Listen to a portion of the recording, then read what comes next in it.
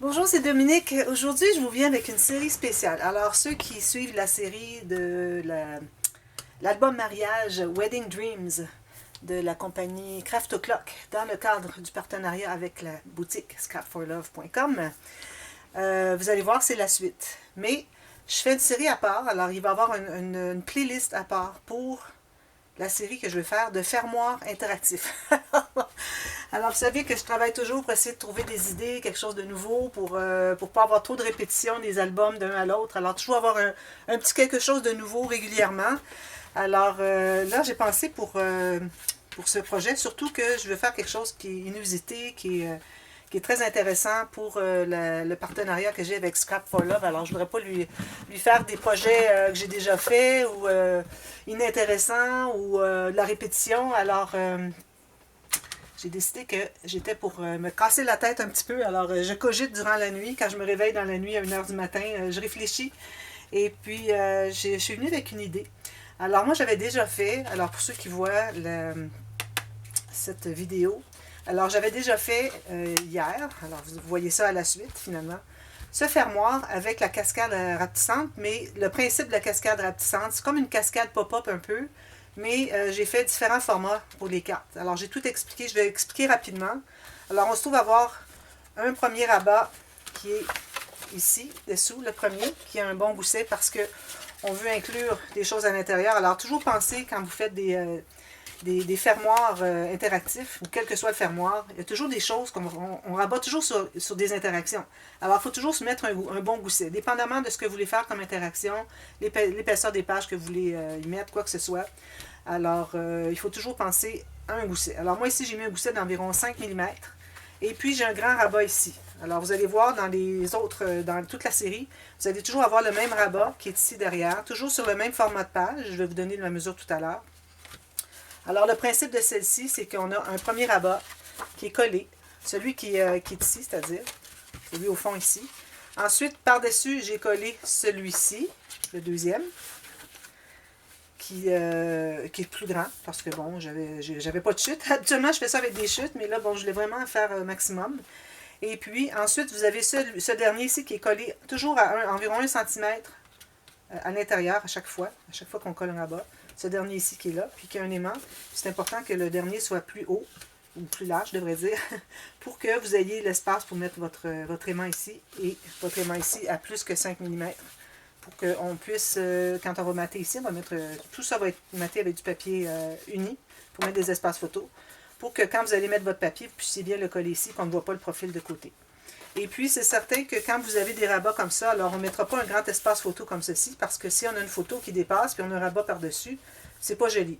Alors, toujours sous vos rabats, s'il n'est pas caché au complet, comme c'est le cas de lui, toujours mettre un espace photo ici, et puis vous mettez du papier design ici. Alors, la personne ne dépassera pas l'espace, qui sera à peu près 10 par 10 en centimètres 4 par 4. Excusez, j'ai la difficulté à dire ça. En pouces. Alors, il faut toujours que vous prévoyez un espace photo ici et des espaces, tout ce qui dépasse, finalement, vous allez avoir des espaces de papier design. Alors ici, on a tout simplement cette cascade et quand on l'ouvre, ça fait ceci et ceci. Alors là, c'est mou encore parce qu'il n'y a rien de maté, mais quand c'est maté des deux côtés, je vous assure que c'est très, très rigide. Alors ça, c'était le premier que j'ai fait. Alors là, j'en avais fait un deuxième, mais ça ne fonctionnait pas. Alors, je me suis dit, je vais faire quelque chose de différent. Là, tout ce que je vais faire ici, c'est vu que j'ai un gros gousset, je vais ouvrir pour que je puisse presser sur mes choses. Mais il faut dire que déjà, ici, j'ai installé. Alors, peut-être que je n'aurai pas besoin, parce que j'ai déjà installé mon grand rabat. Comme je vous dis, chaque page, je vous mets dans votre sens, avec la flèche en haut, ça c'est le haut. Chaque page, j'ai toujours mon rabat avec un gousset d'un bon 3 mm. Alors, je vais faire mon fermoir ce côté-ci. Puis aussi, une autre chose, c'est que quand vous avez un grand rabat comme ça, vous avez un fermoir qui va par-dessus. Il faut toujours se libérer un minimum de 1, minimum de 1 mm. Moi, j'aime aller à 2, 3, 4 mm que vous laissez, que la page dépasse finalement. Alors, votre petit rabat ici, il n'arrive pas là, il n'est pas tout à fait perpendiculaire. Alors, j'ai facilement 3 mm, si je vois que j'ai 3 mm. Alors, il ne faut pas se rendre jusqu'au bout. Parce que si vous rendez jusqu'au bout, quand vous allez installer votre rabat qui va venir ici, il va se trouver à sortir à l'extérieur parce qu'il faut qu'il entoure tout ça. Alors, l'épaisseur du papier va sortir de l'extérieur. Alors, c'est pas souhaitable. Alors, on veut vraiment laisser un espace pour que le petit rabat ici se trouve à l'intérieur de la page. Ah. Alors voilà, ça c'est fait. Alors là, j'ai pensé, j'ai une liste de 4 petits fermoirs intéressants. Alors ce sont des fermoirs interactifs, alors rien de moins. J'aime bien faire des choses interactives, puis là, ben, quand il arrive des fermoirs, c'est toujours un petit fermoir avec un aimant, un fermoir avec un onglet rotatif, bon, des petites choses comme ça, un ruban. Alors, question de faire quelque chose de différent. Alors là, j'ai coupé d'avance, parce que j'avais, comme je vous dis, j'ai essayé de faire hier un fermoir. Ça n'a pas fonctionné. Ben, ça fonctionnait, sauf qu'il y avait des choses qui manquaient. Alors, j'avais tout préparé pour en faire les 4 la même chose. Parce que moi, dans mon projet, le projet dans le cadre de la boutique Scrap for Love avec le Wedding Dreams de Craft O'Clock, j'ai 4 pages. Et puis, j'ai fait le même sur les 4 pages. Alors, vous voyez, j'ai la même chose pour 4 pages. Alors là, je m'étais dit, ben, l'autre côté, je ferais peut-être encore là le même fermoir pour les 4 pages. Mais ensuite, je me suis dit, bon, ce serait peut-être intéressant d'avoir quelque chose de différent. Donc, j'ai décidé de faire 4 fermoirs différents du côté verso de la page. Alors ça, c'est le côté... D'ailleurs, je vais mettre... Ben, juste pour que vous voyez bien, je vais mettre un X ici, c'est la tranche. Alors, la page est attachée ici à la tranche. Puis, elle est ouverte ici quand même. Alors, la base de page, si vous voyez, si vous voulez, je vous mets dans la boîte de description la série, la playlist, si vous voulez. Ou bon, là, je vais vous mettre certainement la vidéo, le tuto de comment j'ai bâti la base de page. Très simple. Dans le cadre de ce projet de Wedding Dreams.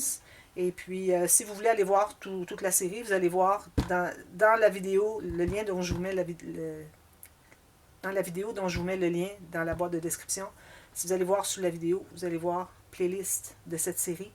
Alors, cliquez dessus, vous allez voir toute la série. Parce qu'elle va avoir été publiée avant que je publie finalement cette petite série de fermoirs interactifs. Alors, j'ai décidé de faire des choses différentes. Donc, l'autre côté. Alors, je m'étais tout taillé toutes les cartes pareilles pour les 4 fermoirs. Alors là, je vais en prendre un de ceux-là. Probablement, je vais quand même les utiliser parce que, bon, ils sont déjà tous bien calculés avec les lignes de pliure, tout ça. Mais bon, peut-être que je ferai des changements dépendamment comment ça fonctionne avec les fermoirs interactifs. Alors moi, je me suis pris une base de cartes. Excusez. Alors, j'ai 4 par 6 ou 4 écarts par 6. J'aurais pu faire 6 écarts, mais bon. Alors, en centimètres, vous pouvez faire 6 écarts si vous voulez. En centimètres, j'ai 10,8 par 15,2. Alors, 6 pouces, c'est 15,2, 15,1, 15. OK? Quelque chose comme ça. C'est aléatoire. Alors, ça, c'est mon carré, mon rectangle de base. Alors, je me suis fait une autre, de la même grandeur, plus une bande de collage de 5 mm, c'est-à-dire plus un gousset de 5 mm et une bande de collage de 1 cm, comme vous voulez, 1,2. Alors, j'ai fait les 2 lignes de pliure qui sont là. Je vais vous montrer une fois plié, vous allez mieux comprendre. Alors, voilà, c'est ce que ça donne. Puis ça ici, on en a besoin de 2e morceau ici. OK? Alors là, ce qu'on fait, alors j'ai aussi découpé déjà des papiers design qui vont aller tout juste mater ici. Alors là, moi, j'avais décidé que j'ancrais. J'espère que je vais avoir le temps de tout faire ça dans une vidéo. Est-ce que c'est déjà ancré? Non, pas vraiment. J'ancre un petit peu plus. Je pense que... Parce que moi, j'ancre tous mes papiers. Alors voilà, ça c'est fait. Alors là, ce qu'on fait... Alors, premièrement, on va se trouver à faire une fente. Alors là, moi, j'avais fait mon fermoir qui ouvrait comme ceci, avec la fente comme ceci et la carte qui vient comme ceci. Vous allez comprendre quand je vais le faire. Et puis, j'ai trouvé que ça prenait beaucoup d'espace sur la page ici. Alors, j'ai décidé de la faire plus bas et de la faire qui va aller ici plutôt. Puis, on va avoir un fermoir. Alors, ça va comme meubler l'espace ici qui reste de libre. Puis ça va nous laisser quand même beaucoup d'espace pour tout mettre une photo, des papiers design, tout ça. Sur le dessus. À l'intérieur, c'est autre chose. Moi, je ne vous parle pas de l'intérieur dans cette série. J'ai 3 mm de gousset. Alors, vous pouvez faire des rabats, quoi que ce soit. Allez voir ce que j'ai fait dans la série Wedding Dreams. Mais là, je parle seulement des fermoirs. Alors, mon fermoir, je vais le mettre quand même pas trop haut. Parce que je vais avoir de l'espace ici pour avoir un fermoir. Alors, vous allez voir la façon que ça va s'agripper, finalement, à la page ici. Alors, j'ai ceci. Et puis, j'ai une carte par-dessus. Alors, la carte par-dessus, j'ai décidé que j'étais pour faire la fente comme ceci. OK? Alors, on va faire une fente comme ça. Mais avant de décider de la longueur, alors, il faut que je me prenne une carte. Alors, je vais prendre celle-ci, la collection. Et puis, je vais calculer pour que la carte... Alors, je vais avoir un fermoir, moi, une coulisse qui va entrer, qui va aller jusqu'ici. Alors, je veux que la carte puisse entrer dans une petite bande qu'on va faire avec cette entrée dessous. Donc, il faut que ma bande... Alors là, où est-ce que j'ai fait ma marque? Question de se garder un petit peu d'espace ici. Je fais une marque ici. Ça, c'est là où est-ce que ça arrive. Alors, quand ma carte est entrée dans la bande qu'on va mettre ici, mais il faut mater avant. Je vais la mettre quand même, je l'enlèverai après. D'ailleurs, on peut peut-être la faire tout de suite, ça va être plus facile à comprendre. Alors, je vais me faire une petite bande. J'ai parfois des petites bandes ici, comme ça, tout de suite. Alors, j'ai besoin de la largeur ici, un peu plus. Alors, je vais me garder un bon centimètre de plus. Une petite ligne de pliure. On va se faire un petit gousset de 1 mm ou 2. Alors, je vais aller ici, un petit gousset de 1 mm ou 2. Ici. Puis, ici. Voilà. Alors, j'ai ma petite bande ici. J'effacerai mes marques plus tard. Alors ici, parce que je vais devoir l'enlever de toute façon. Moi, je l'ai fait pour la vidéo, pour le tuto, mais je vais devoir l'enlever. Alors là, je vais tout de suite installer ma carte ici pour qu'on puisse savoir vraiment où est-ce qu'on s'en va. Alors ici, je ne la mettrai pas complètement en bas. Alors, je mets de la colle sur la bande de collage derrière. Ça. Puis, je l'installe ici environ comme, je me laisse à peu près 1 cm en bas. Puis, aller plus si vous voulez. Je vais le monter un petit peu plus. Comme ça. Je ne vois pas parce que j'ai mon bas derrière.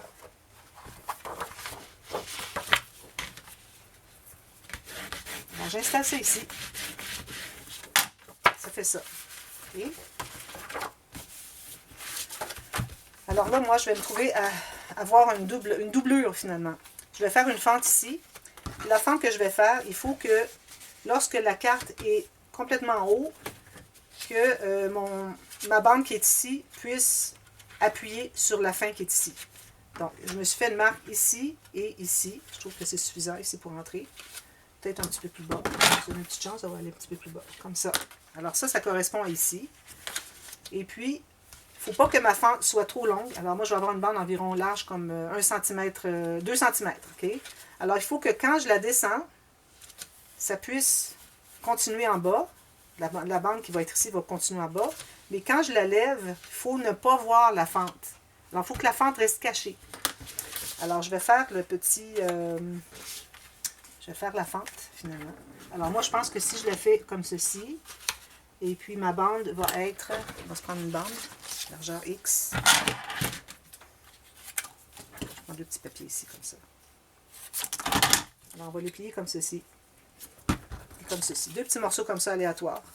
Alors, ces morceaux vont être collés sous ma carte. Oui, alors il faut que je la mate avant. Alors, ça, je vais coller ça après coup. Alors, ça va être collé derrière ici. Il ne faut pas que ça dépasse les côtés. Puis, il faut que je la colle ici, vis-à-vis ma ligne. Alors, quand elle va être ouverte, comme ça, montée en haut, ça va être comme ça. Puis, quand elle va descendre, comme ceci, alors je dois me rendre jusque ici, la fente. Où est-ce que ma petite bande arrête?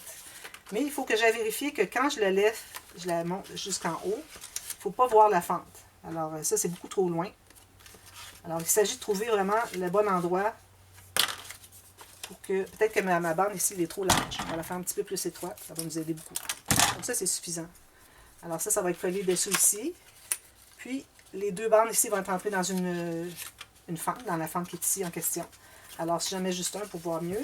Alors quand j'arrive ici, et puis mon papier est collé sur ma ligne ici, je vais entrer dans la petite bande qui est ici, c'est parfait. Puis, il ne faut pas que la fente dépasse. Alors, il ne faut pas que je dépasse ceci. Alors, celle-ci n'est pas bonne. Excusez, là, c'est la première fois que je le fais, puis je coupe beaucoup parce que des petites choses que je comprends au fur et à mesure.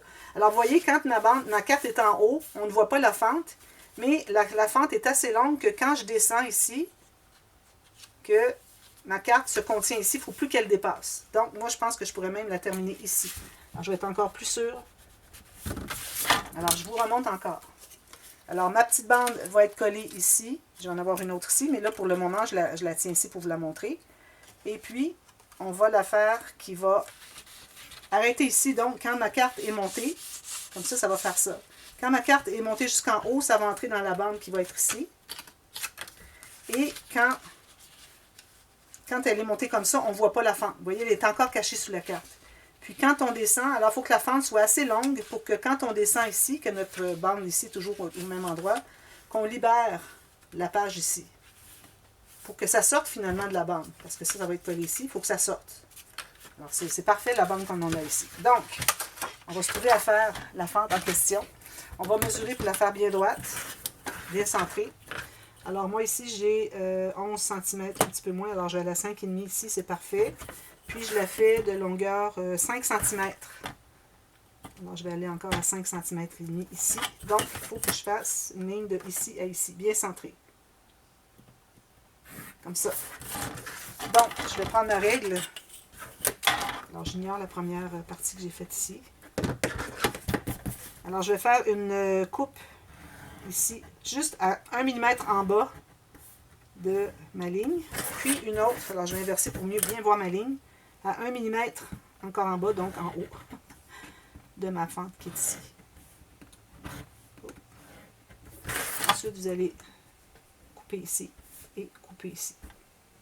Vous allez enlever ça. Ensuite, vous allez prendre votre papier de matage. Alors moi, mon papier de matage, il est d'ailleurs, j'ai pas fait, ok, comme ça. Ça, c'est mon dessus, parce que l'arrondi, il est ici. Du côté de l'arrondi ici, ça va être collé comme ça. Donc ici, j'ai pas d'arrondi. Et puis lui va aller ici. Donc, ce que je fais, c'est que je vais placer ma carte derrière. Puis là, il faut que je la place avec mon 1 mm tout le tour, parce que moi, je l'ai taillé du format que ce soit 1 mm tout le tour, qu'on voit le blanc. Comme ça. Je tiens bien ça. Je vais faire tracer dans ma fente. Je vais retourner voir si je suis toujours au bon endroit. Parfait. Alors là, maintenant, je vais pouvoir faire la fente 1 mm de chaque côté de ce que je viens de tracer.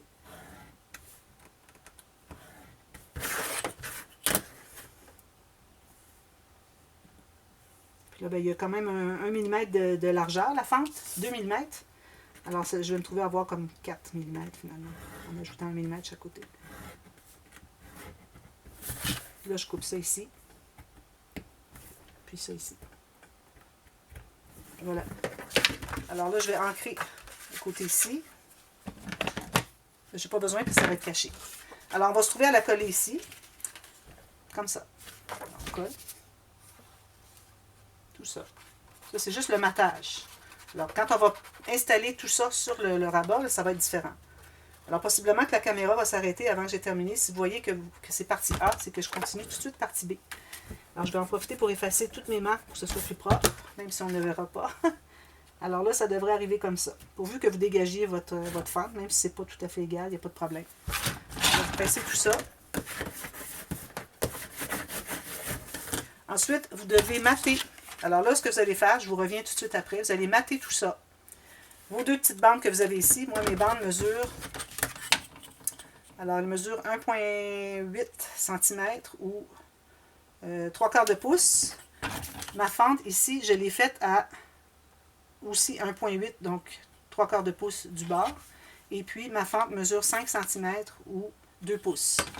Puis ici ma carte, alors la largeur ça importe peu. Alors moi j'ai fait une marque ici à 5 cm pour que mes petites bandes soient collées en bas de ça. Alors je mate tout ça, je reproduis ma marque ici, je colle ça, puis je vous reviens, puis on va faire la suite tout de suite à la demi-heure pour comment installer tout ça et finaliser ici. Alors je vous reviens tout de suite, à tantôt, bye bye.